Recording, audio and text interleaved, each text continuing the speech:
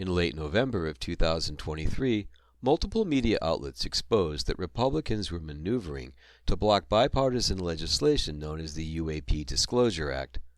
Along with Senate Minority Leader Mitch McConnell, Speaker of the House Mike Johnson, and Representatives Mike Rogers of Alabama and Mike Turner of Ohio were implicated.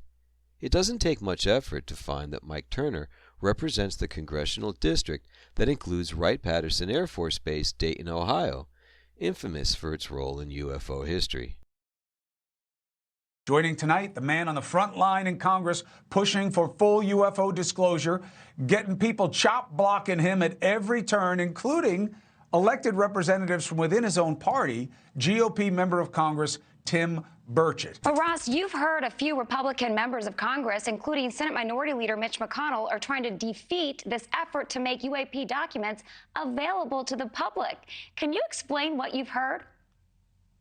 Okay, so this proposed Schumer amendment to the National Defense Authorization Act would impose two things in the main. The first is eminent domain, confiscation. It would essentially confiscate for the US taxpayers, for the US government, it would confiscate any UAP technology. Let's assume that what David Grush is saying is true and that there is a flying saucer hidden in a basement somewhere. It would allow that technology to be appropriated by the US government for the best interests of the US people. I would have thought that was an unarguably good idea. The second thing it would do is create a Presidential Records Review Board, modelled very much on the JFK Records Review Board. And it would work on a presumption, like the JFK Records Review Board, of disclosure. It would presume that these records should be disclosed unless there's a very good reason for doing so.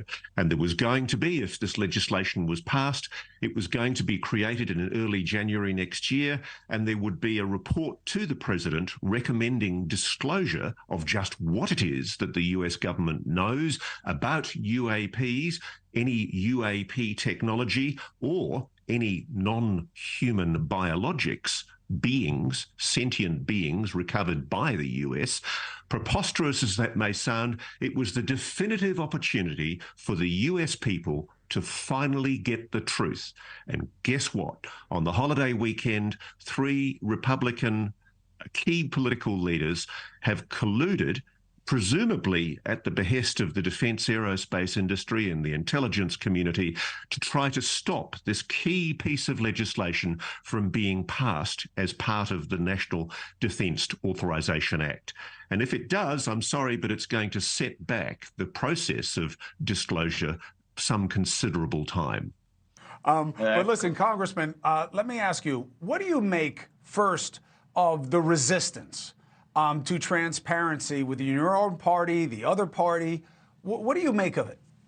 That's the uniparty, Chris. You know that. You close the door. Your dad and my dad were old school politicians, and at the end of the day, they'd go out and have dinner together and share, some common views. Today, it's you close the door. The only thing these people see is green, and that's what this is all about. It's about money. It's about power. It's about control.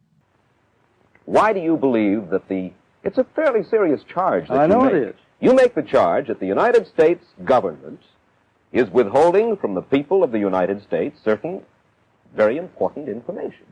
Why? What would their motive be for withholding that kind of information from us? Well, I'll answer that, but I would also like to show you some proof that they are withholding it. The reason that was given to me when they were working with me back in 52 and 53 was, first, that they were afraid of hysteria. Remember the Orson Welles show way years back when he scared people into the hills with the idea of invading Martians? Then they were also afraid that it would upset organized religion. That was a smaller factor, but there was some fear of it.